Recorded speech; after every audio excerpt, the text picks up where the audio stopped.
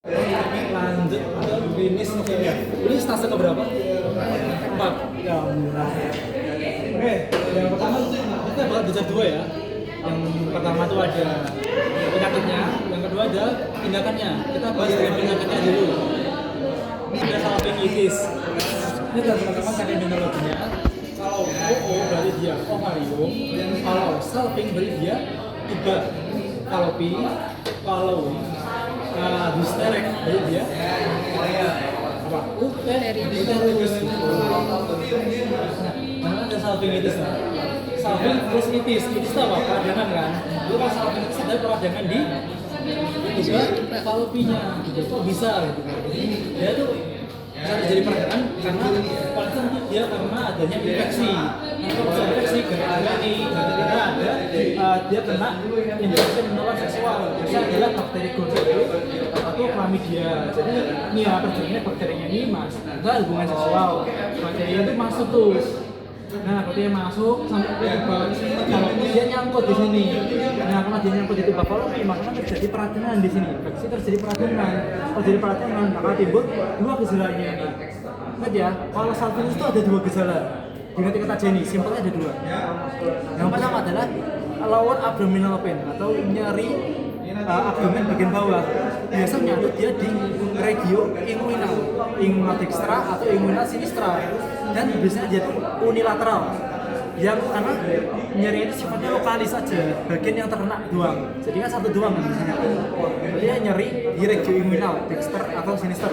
Nah, yang kedua adalah terjadi perdarahan pervaginam atau vaginal bleeding.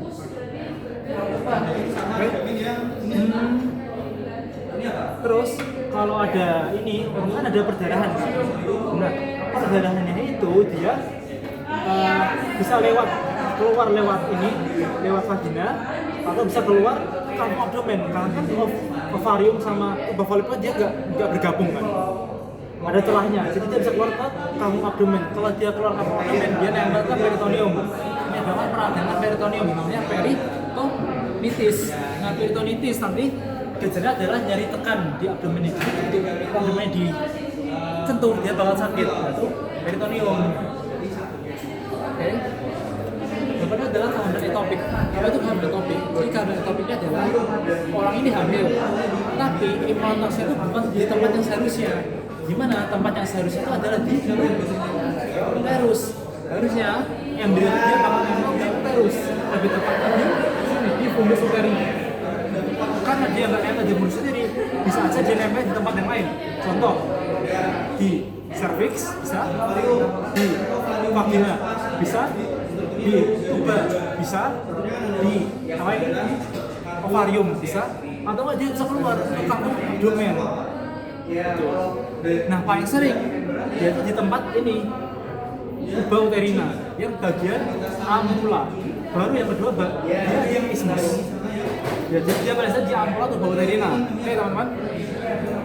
Nah, dari sini gejala itu dia mirip sama kayak salpingitis. Dia ada perdarahan pervaginam. Jadi orang itu bakal vagina itu banyak keluar flek-flek gitu. Darahnya keluar darah banyak banget. Terus yang kedua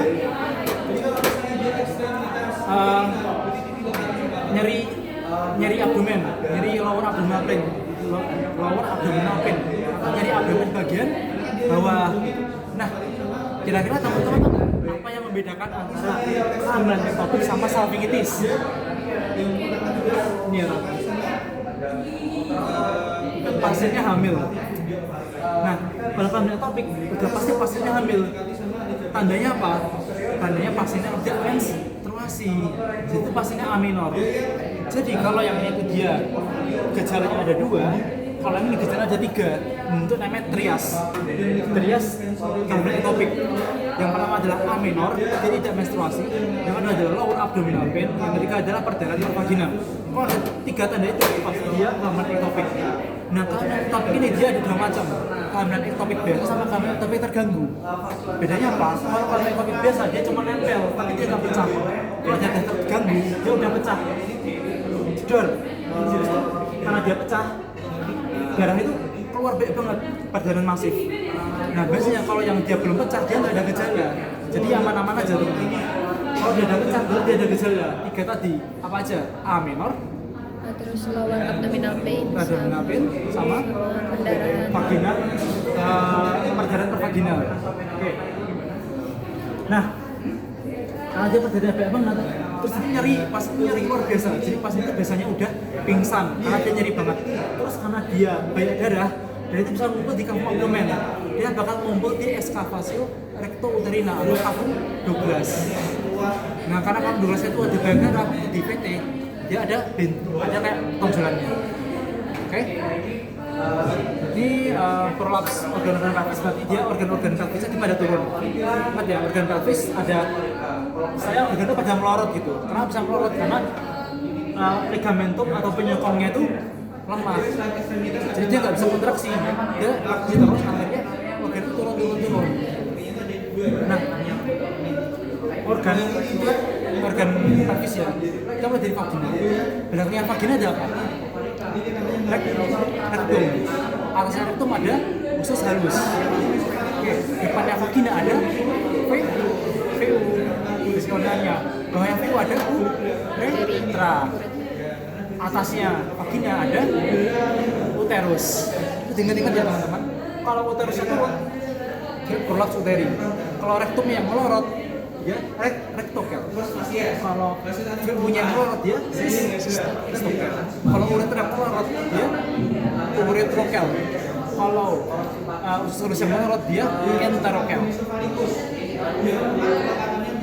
Ini yang nggak penting ya.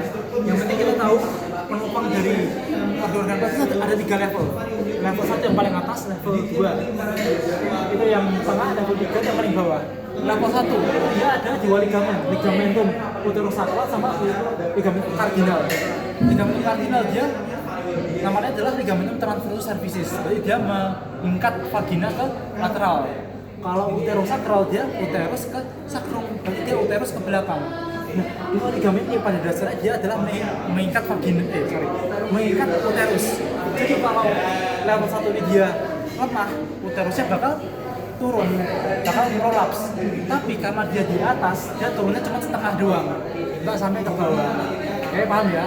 Level 2 dia ada 2. Level 2 yang anterior sama dia yang posterior. Ini ya, bagi ini anterior posterior. Anterior vagina ada apa? Ada VU. Posteriornya ada rektum.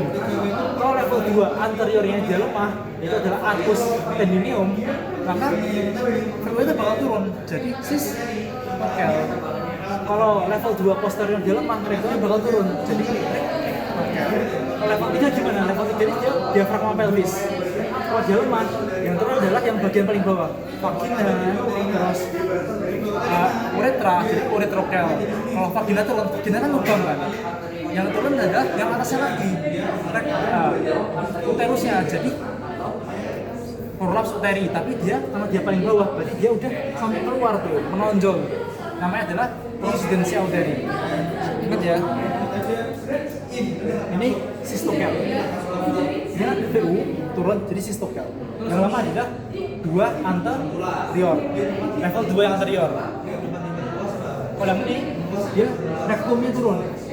Rektokel. Yang lama adalah level 2 yang posterior. Ini adalah enterokel nih, tambahan. Jadi biasanya dia bareng sama rektokel. Ini prolaps uteri. Kalau dia masih setengah-setengah doang, ini belum sampai keluar, dia yang lemah yang level 1. Tapi kalau level 1 sama level 3 udah lemah, dia sampai ke keluar nih, presidensia uteri, dia keluar tuh. Ini skip aja. Ini gampang ya teman-teman, tindakannya ada ovarectomy. Berarti dia ngambil ovariumnya. Kalau salpingectomy, berarti dia ngambil tuba fallopinya. Kalau hysterectomy dia ngambil uterusnya. Ini ya, ini yang diambil yang ovarium, ini diambil yang tuba fallopi, uterusnya. Itu tubectomy, tubanya kita potong, terus kita ikat supaya dia nggak bisa fertilisasi. Jadi sperma sama ovum itu nggak bisa ketemu. Dia memang kontrasepsi yang mantap, adalah kontrasepsi yang permanen. Ingat ya, kalau ada pulpo, atau puldo, berarti dia intervensi di bagian tabung 12 atau excavatio regularina. Kalau puldosintesis kita tabung 12 kita coblos, terus kita sedot. Kalau yang pulpotomi kita sayat aja, terus cairannya keluar. Nah, apa yang kita pakai puldosintesis? Kalau cairan itu pekat, contohnya kayak darah kan udah mengendap, terus nanah, pus, itu kan dia kan pekat banget ya. Kalau kita sayat dia nggak bakal bisa keluar, jadi kita sedot manual. Skip aja. Nah ini vagina tusi, kita masukin jari kita ke vaginanya. Beda kan ya, rektal tusi sama vagina tusi. Kalau rektal tusi kita masukin ke rektum, kita ketemu apa kemarin? Apa? Yang kecil, prostat. Kita ketemu prostat. Tapi kalau vagina kita lakuin ke cewek, ya kan? Ini nih, vagina kan di depan ya. Ini ibaratnya vagina, kita masukin nih, cetekin. Kita pentokin nih, ada struktur sakrum yang menonjol. Namanya adalah promontorium gitu. Habis itu kita bisa colok, kita raba, kita ukur. Dari sini kita kasih penanda di sini. Kita keluarin, habis itu kita ukur ini. Kita bakal ketemu garis khayal, namanya konjugata. Konjugata yang apa? Dia dari promontorium sampai tepi bawah simfisis. Promontorium sampai tepi bawah simfisis. Di sini namanya konjugata, dia diagonalis. Ya kan? Normalnya dia harus lebih dari 11,5. Kalau dia kurang dari 11,5, berarti pelvis itu sempit. Dia nggak bisa keluar, nggak bisa ngelahirin secara normal. Harus sesar. Oke. Terus inspek dulu. Kita buka paksa dari berarti kita buka vaginanya orang. Ini vagina kita masukin spekulum, kita buka, terus kita inspeksi. Ada kelainan nggak di situ? Nah, syaratnya adalah kalau orang yang sudah menikah atau pernah hubungan seksual. Karena kalau belum kayak gitu, dia belum terbuka, masih sempit. Mesti kalau dibuka, paksa kan sakit. Kalau sendiri kita masukin, kita korek, terus kita buat preparat, kan? Bisa kita korek, terus kita buat preparat. Tapi ini nggak sakit karena kita pakai cotton bud doang. Cotton bud ya, kita korek, karena kita lihat ada keganasan enggak yang marah dari cervix. Oke, selesai.